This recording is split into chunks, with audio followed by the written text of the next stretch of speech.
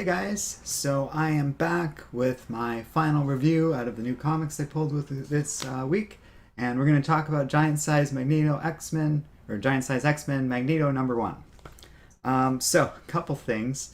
A lot of the streams we were doing this week, I had issues with YouTube doing it right. I talked about it a bit during the Spider-Man one, when it just sort of dropped me into a stream. An unforeseen side effect of that, once I got it working again, is that it was unlisting a lot of these streams up until this one, meaning that those streams had been quiet and we didn't have a pretty big live audience. Luckily, they all get saved and reposted, so they're all on. Well, I think all but like two of them are up publicly now on the stream, and when YouTube's done processing them, they'll be available for you. We're certainly going to look out for that going forward, and I apologize. I do like doing these streams like this, though, and I expect we're going to do more of that. Hello, Tevia. See, already we're getting more people in chat, unlike the last several streams. I feel really bad about that in hindsight. We could have had much more activity across all of these streams because of it, but it's all part of a learning process, and this was going to be a bit of an experiment. So it is what it is, and that's fine. Let's talk a little bit about this Magneto book. It's actually written by Hickman himself. I think most, if not all, of the giant-sized books have been so far. I think Nightcrawler was. I don't know for sure if Jean Grey, Emma Frost was. Ramon Perez does the art. David Curiel does coloring. Clayton Cowles does lettering. We talked about Clayton Cowles in a different book this week, and Cowles did a really good job in that. He does a pretty good job in this, but it's nothing insane. Tevia says it's not technically your fault. It usually comes with timing. I think it wasn't so much an issue with timing as that like YouTube just had a fart moment and it changed all of my settings because of that, which really threw everything into a loop. And I didn't notice the unlisted thing until I was setting up this stream, several streams in. Oh well. So this book's all about Emma has Magneto over at her little Celestial Palace thing at Krakoa for dinner, and she talks about how she's been paying close attention to how the world's been responding to all their changes and stuff, and she needs Magneto to find him an island. And that's what this book's all about. It doesn't really get into Magneto's backstory, which, to be fair, I feel is well explored. It doesn't really get into his thoughts about like all these Krakoa changes, which has been talked about a bit in other issues, but I kind of expected more of here. It's just about him trying to buy an island. And he encounters this dude who, like, takes care of the island, but he's like, oh, I don't own it. And he's like, I'll contact the owner, but he's a little unreliable and he'll kind of show up when he feels like. Tevia says, yeah, YouTube didn't mention your live stream. Yeah, it basically left them unlisted, which explains why it only had like 1 or 2 viewers during the live stream, but they got a lot of activity once they got posted. It makes a lot of sense. I figured it was more of like, oh, I had tripped up YouTube by doing too many streams in one day, which was possible, but I think it was more of it just had a hot moment where it wasn't processing things right or something, and then it forced me to go to the old streaming software, and then it went back.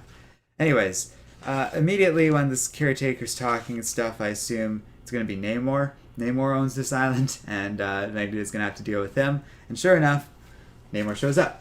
And the rest of the issue is kind of about Magneto working out a deal where he can get the island.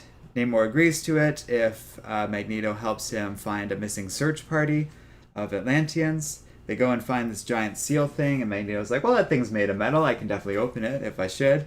And Magneto's like, or Namor's like, oh yeah, well, there's only one way to find out if we should open it. So they pop it open, and the Kraken shows up. And, Namor has a fun line where he's like, oh, it's always a Kraken.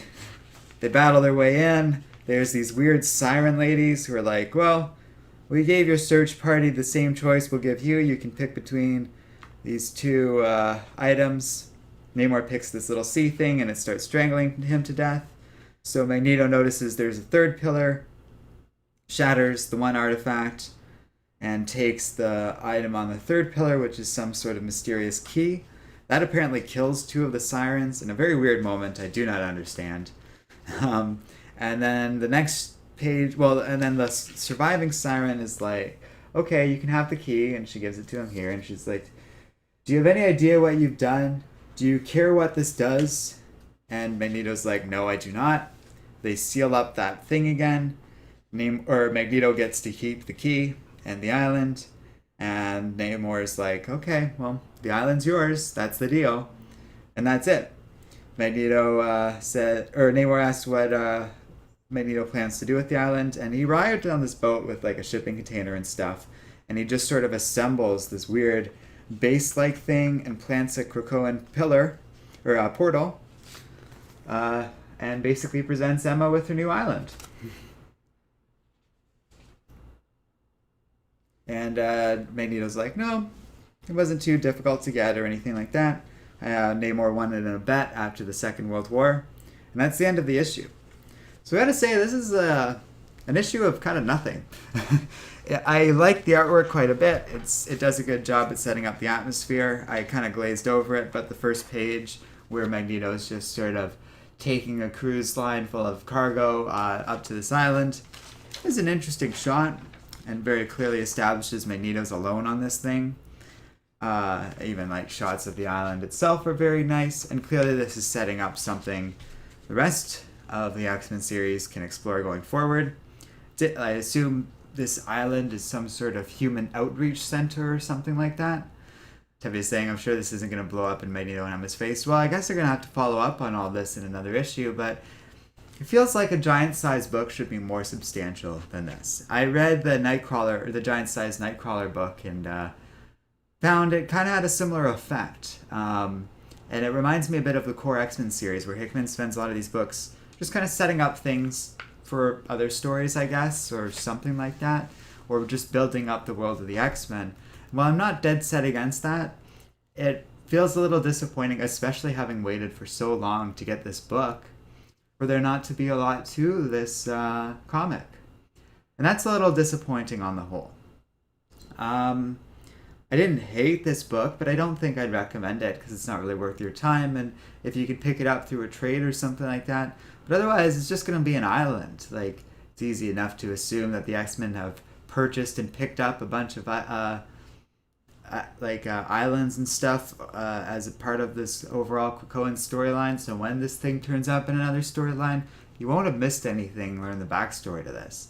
As for all the siren stuff, that was very vague, and I had to like reread the page a couple times to ensure I didn't miss something. It kind of just jumps on to the next part without really bringing any of that up again. Presumably that'll be a thing going forward, but again, like, I don't think it's justified. And I talked about this a bit in the Empire Fantastic Four tie-in stream, which you all missed, I guess, but you'll be able to watch that shortly. And there's some issue with how these books are paced, and unless this book has something to offer in and of itself, then no, I don't really recommend it, which is really disappointing because I like the idea of these books, these giant-size X-Men books focusing on these characters, and in the wake of such substantial change in the line of House of X and stuff, you would think they'd be significant, but so far these giant-sized books are nothing. There's a lot of better X-Men books you could be reading right now and that are exploring things and are telling a story. Right now, Hickman doesn't seem to be really doing that with his work, though, and it's a very strange choice. So, I don't know, but that brings a long series of streams and reviews and stuff. Again, I just feel so bad about not being able to be with you guys throughout most of these streams, but please watch them, let me know what you think, because we did things a little bit differently this week, which is in part why there was that issue to begin with, but next week is still pretty heavy because Marvel's just coming out strong now that they're finally like in full force post COVID, I guess, even though it's still going on. But we got a lot of books to talk about in that regard. So next week you can expect from Marvel Empire #2, Lords of Empire, Emperor Hulkling, Empire X-Men #1, Empire Avengers #1, and then another long-awaited book that I ordered ages ago that I'm glad to finally get, X-Men Fantastic Four #4. So we're getting the concluding issue to that series finally. And then on DC's side, there wasn't a lot that I particularly took interest in, but Shazam #13 looks to be bringing back a cool character. So we're going a little light on DC, but I'm going so heavy DC lately, I think that's just fine. So stay tuned for that. Tevi was saying Strike Force got canceled. Well, that's a shame. I don't really know much about that, but yeah, thanks for watching, everybody, and I'll see you guys next time here on Comic Island.